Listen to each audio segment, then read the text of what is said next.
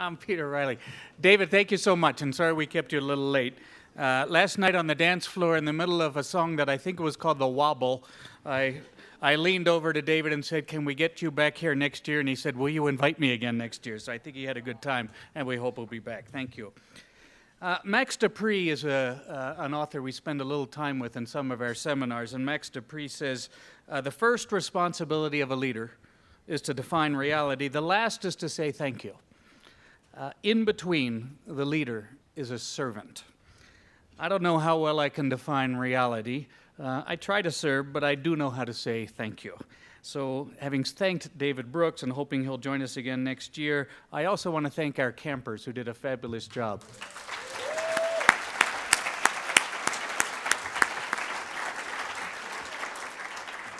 And I want to thank all the parents, our fellows, and others who brought these young people here.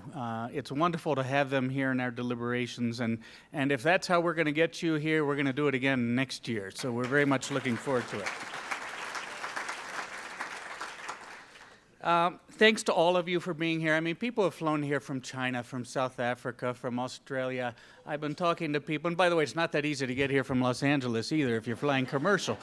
And I just want to thank you. I mean, some people have 30, 40-hour journeys out of here, but I hope it was worth it for all of you to come here for these 4 glorious days. This is the Aspen Action Forum. I hope it's been worthwhile for you. I hope that you come out of here thinking about the sorts of actions you're going to take in the world. I thank all of you, those of you who've put up your action pledges out on the action wall. There's lots of them out there. Those of you who've registered them online. And if you haven't done so yet, I hope you'll keep thinking about it. Who is Aiden? There was a young person apparently who wrote up on the action wall, "I want to be a fighter pilot." Anybody know who Aiden is? I bring it up because Brady Hilliard, our own Navy SEAL, at least for the next week before he heads off to business school, said he wants to meet that young man. And so if anyone knows who Aiden is, Brady, where are you? Brady left, okay, but I think we'll connect you if you need to meet him, okay? Thank you again to our sponsors and our partners. Linda, thank you so much again to you and Stuart for making this possible.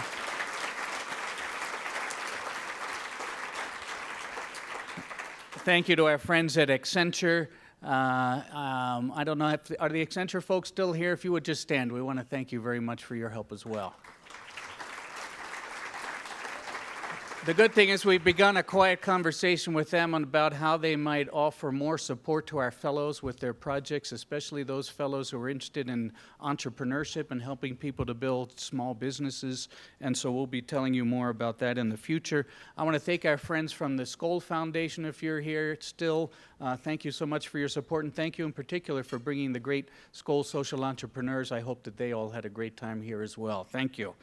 And to Paul Hastings, the global law firm, again, I want to remind everybody they've made a very generous offer of 200 hours of legal assistance, really anywhere in the world where you happen to be as a fellow. So if you're facing any legal challenges, as I say, we're not going to bail you out of jail, but if in your projects there are legal challenges that are facing you, I know right here at the Aspen Institute we're thinking about China and what should our legal status be there.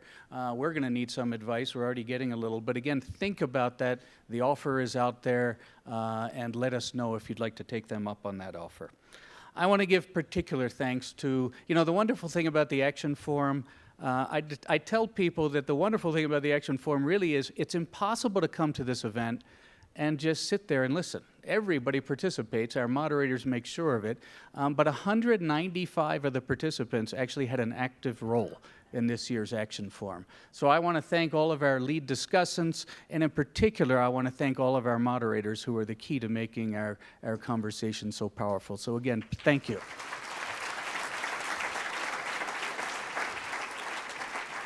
There is a moderator, one of our senior moderators, Ben Dunlap, who is not here with us today. I don't want to say he's not here with us. He's here on this earth, but he's not here. He's not here in Aspen, and I know it pained him greatly. I spoke to him on the phone.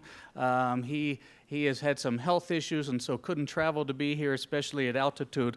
But we all miss him, and I wanted to show a very quick video. Please.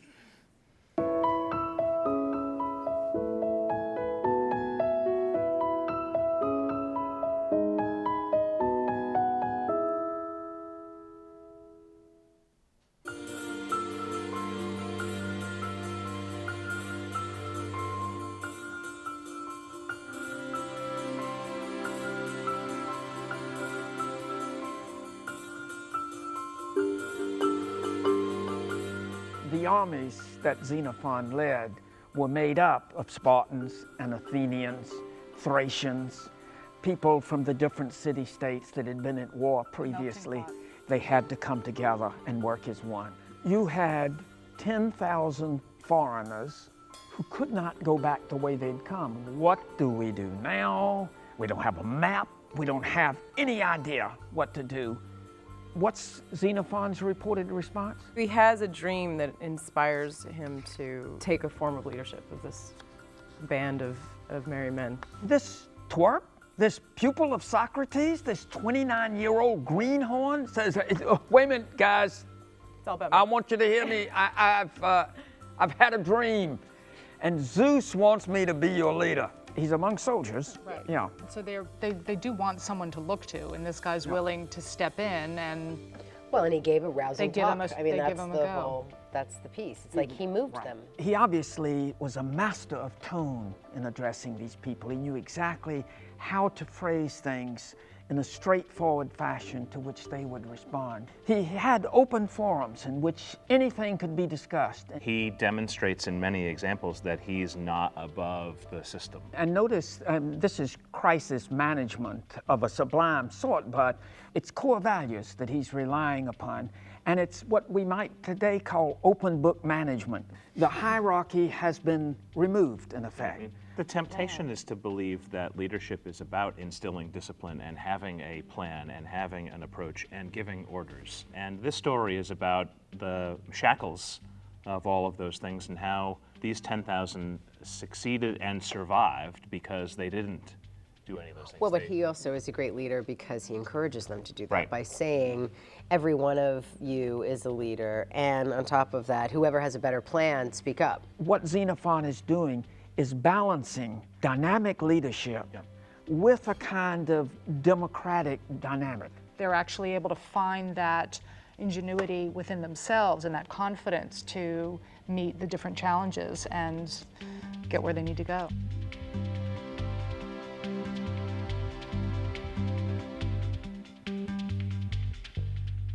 And so there is Ben Dunlap.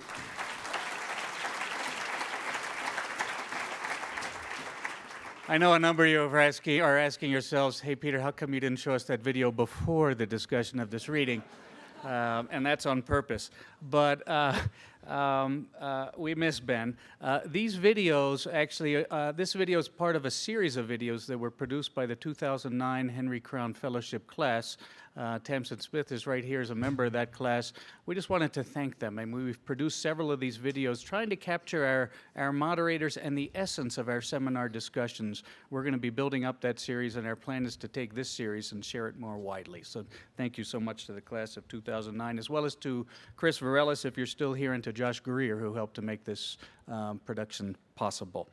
I want to thank the communications team of the Aspen Institute, led by Jim Spiegelman. I want to thank the Aspen Institute Conference Services team, Deb Murphy, Kara Rothaker, Dulcie Gregory, and all the staff and volunteers. I want to thank the Aspen Meadows Resort staff, under Jason McKeechin, Courtney Hollis, as well as all of our local vendors of everything from oxygen to popcorn. Can we please thank everybody for that support?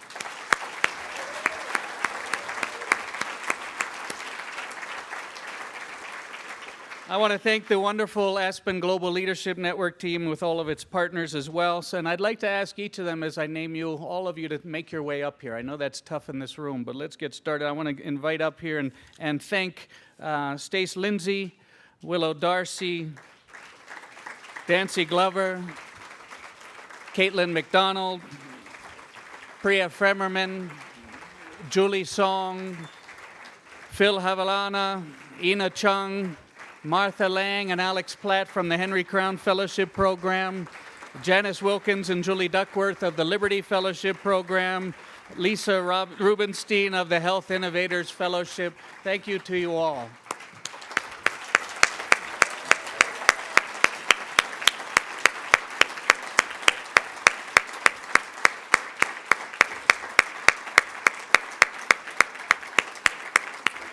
In all, In all, it's some 40 people that help us to make this event possible. I chuckle because some of our friends in, I think it was in South Africa, have said, Peter, why don't you take the Aspen Action Forum on the road? I don't think we can. There is no place like the Aspen Meadows to put together an event like this, and no team like this team to make it possible. But wait a minute, are we missing someone up here?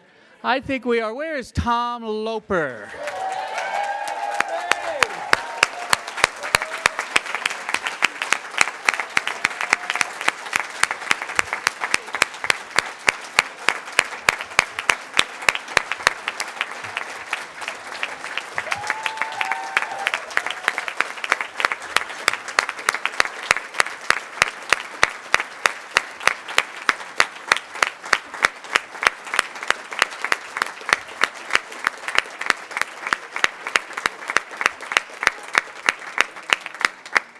I'm not sure there's anybody who has seen anybody quite as efficient as Tom Loper.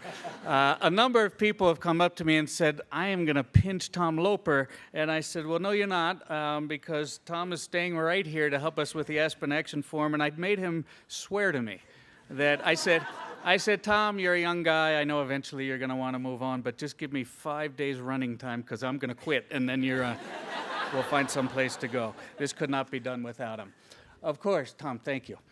Of course, there is another person who's not up here, and that is Caitlin Colgrove. Caitlin, come on up here.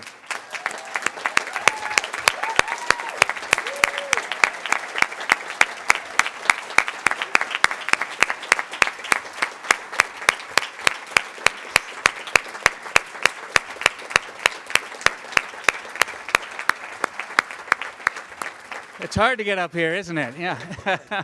It's quite a run. Caitlin Colgrove is leaving us. This is unbelievable to me. Caitlin, come on over here. It has been 7 years since Caitlin and I first met. She was joking to me the other day. She said, Peter, when you interviewed me, you told me, look, this isn't going to be that exciting a job. You're probably not going to travel anywhere. I need to know you're going to make at least a 5-year commitment here. Well, none of that was true except the part about the 5-year commitment. And this is, in fact, 7 years that Caitlin has been with us. All of you may not have actually met her in person, although I suspect you have by now. But if you haven't, you've been in touch with her for a while. Caitlin is the person who keeps the network going. Her basic role is as our network coordinator, our communicator, handling all of our social media, connecting the dots, which we're trying to do to make this network active. She has done that always diligently, always with a smile. She's the kind of person who would never say to me, that's not in my job description. And anything I asked her to do was done absolutely perfectly. So I always knew I could hand anything to her and it would be done. Caitlin, thank you so much.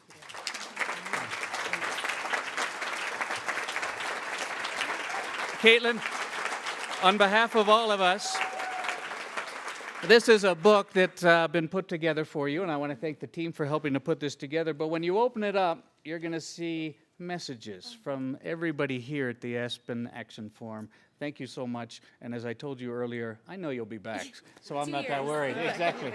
Thank you so much.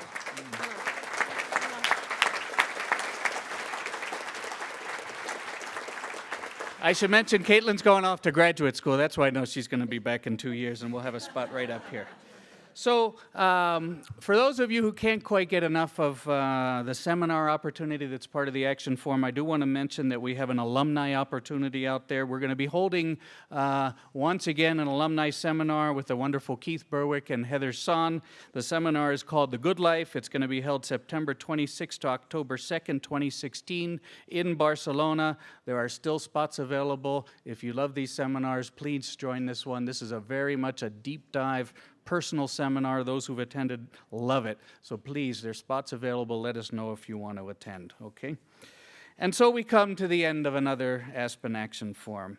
Personally, I leave here very inspired by each and every one of you. I'm inspired by the courage that each of you displays each and every day by agreeing to tackle some of the thorniest challenges I think this world can throw to us. There is, in fact, this challenge that Anand did raise. How do we channel capitalism's incredible energy to make the world cleaner, safer, and yes, more just. It's a powerful challenge, in fact, that Anand has cast to us. He and I spent 90 minutes together today. I apologize to the moderator of his session, but he and I sat down and we just felt we needed to do some talking. And we did. And I want to make very, very clear one thing, in case there's anyone here who's not clear about it. The Aspen Institute is 1,000% committed to the free and open discussion of and civil dialogue around all ideas. This is a place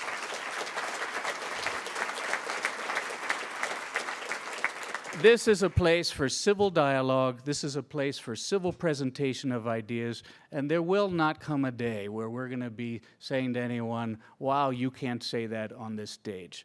I think Anand has done a fascinating job of provoking us. We've been provoked on this topic in a certain way in the Aspen Executive Seminar. We're asked to debate the relative merits of Milton Friedman, who says the business of business is business, and that's what it should focus on. And then we have someone like Arthur Oken, who some of you will remember, who says, I don't want to live in a country that actually has two different civilizations in the country. And so that's what we're about here. We're trying to figure out, do we have a system that's perfect? We all know it's not perfect. And so we have to think about how can we create a truly just system. And so we want to continue this discussion. And in fact, over the course of the next year, what I promise you is we're going to find opportunities to continue that discussion about what do we think, because this is the essence of a discussion that's been going on for thousands of years, that the Aspen Institute was actually created to plug into. What do we think a good society is? What do we think a just society is? We will never, in this room, come to 100% agreement. We don't look for that at the Aspen Institute, but we ask each person to pause and do some thinking about what do you believe is a good society and why do you believe it? What is at the heart of your beliefs? Can you defend these beliefs? Are they consistent? And so anytime we have any kind of speech that forces us to step back and think, it's a good thing. And so we're going to continue this dialogue across the next year, that I promise.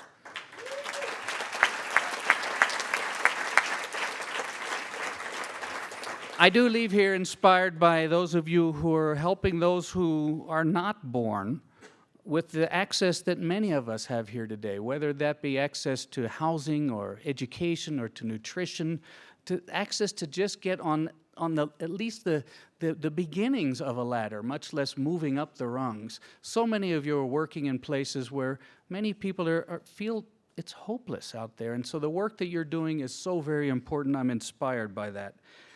I'm inspired, but especially, I must say this week, by those of you, I had the opportunity to sit in a number of sessions that were focused on the issue of race in America. This is a tough issue. It's an issue that's coming to a head right now. It's certainly been out there. It's not as if the issue hasn't been around, but it seems to be coming to a head right now, and I was so pleased with the level of candor and the trust, I think, that led to that candor in the seminar rooms as we talked about these issues. This is another issue that I know Walter in particular is very much concerned about, and this is an issue that the Aspen Institute commits itself to focus on over the next many years to figure out what can we possibly do to facilitate these discussions, but in the spirit of the Aspen Action Forum, what can we possibly do that will lead to the sorts of actions that will make this a more just America? I leave here inspired. Thank you. I leave here inspired by people like Mehrdad Bagay. Mehrdad, where are you in the room? Are you still here? I'm not sure if he had to leave early. Mehrdad is one of these guys who traveled all the way from Australia. Mehrdad has a project. It's been a laureate for the John P. McNulty Prize. Thanks again, Ann, for that prize and making it available. But he's really working on this issue of how do we give young people the hope and confidence they need to resist the call to terrorism, something that is a plague that we see around the world. And I'm inspired by that, Mehrdad, and I want to thank you for that. You and I had a great conversation about your work is proven where it is. You've told me a number of fellows in this room have talked to you about how do we collaborate. This is about collaborative leadership. I pledge that the Aspen Institute will work closely with you to see how we can take your successful project and take it around the world. Thank you.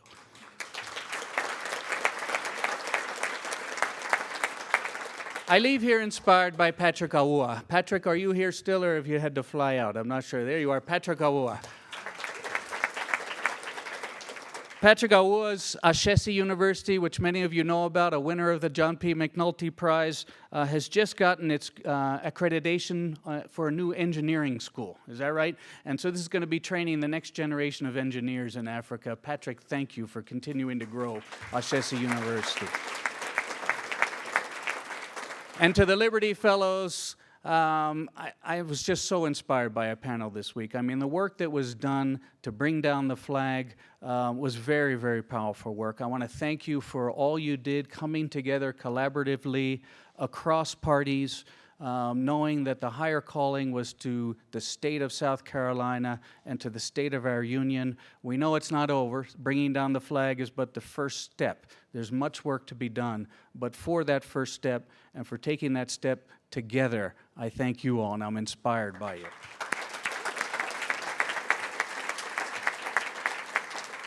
I leave here not only inspired, but I leave here moved to ask myself once again, damn it, because every time I come to an Aspen event, I come away with questions for myself. But the sorts of questions I think that nag every one of us as fellows, and frankly, every one of us as human beings. Can I indeed be alone with myself and like the company I keep in those empty moments? Can I truly learn to walk in someone else's shoes?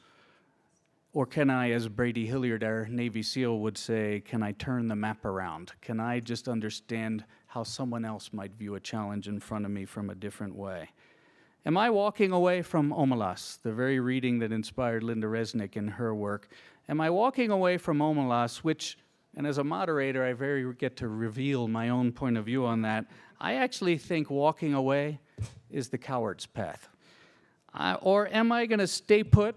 Am I going to organize like-minded others around me? And am I going to kick down the door to that closet where the child is? Am I a falcon? Am I a storm? Or am I a great song? Most of all, I leave here energized, if not a little bit exhausted. My pledge to you all, I'm still not going to climb Mount Denali. But I have a favorite poet, as some of you know. He lives many miles away from here. But years ago, he wrote a line that I always try and keep close, and that line is this: "He who's not busy being born is busy dying." I pledge myself to keep on being born, to pursue my life with curiosity, and yes, with humility and with grace. And I hope that I can walk on that path.